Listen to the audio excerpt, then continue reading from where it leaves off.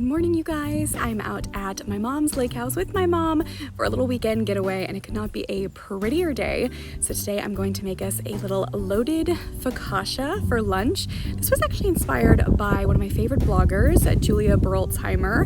I've been reading a lot of her travel articles lately from several years ago. She has such beautiful Europe content, and I'm not traveling right now, so I've been having these little armchair traveling sessions. And one of her articles talked about this focaccia that she had in Italy, and I was so inspired by it. I decided to make this loaded focaccia with mozzarella, tomatoes, olives, and my homemade pesto inspired by this focaccia that she had in Italy.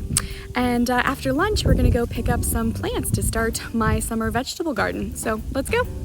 This recipe starts off with my favorite focaccia dough. If you've never made focaccia before, you're in for a treat.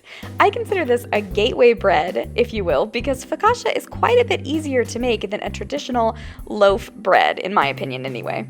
Right before you put it in the oven, layer the dough with slices of mozzarella, cherry tomatoes, Kalamata olives, and pesto. This is my homemade pesto. I grew a ton of basil last summer, and I froze jars and jars and jars of pesto. I highly recommend doing that if you grow basil this summer. Finally, give that a good drizzle of olive oil and toss it in the oven for about 20 minutes or until it's nicely golden. How good does this look? You can of course get the whole recipe on therose-table.com.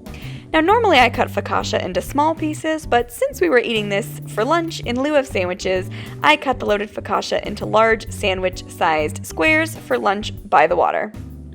It may not be Italy, but I sure do love the lake house in the springtime. Alright, let's go get some plants. There's a darling nursery in Winsboro, Texas called Vintage and Vines that I love to visit. On this particular trip, I picked up a blueberry bush, a grapevine, some plants for my new back patio, and a lot of veggies for my summer garden. They have beautiful hanging baskets and such healthy plants. Stay tuned for a full spring garden tour coming soon. Thanks for watching. Should we go home and put our new plants in the garden? Yeah.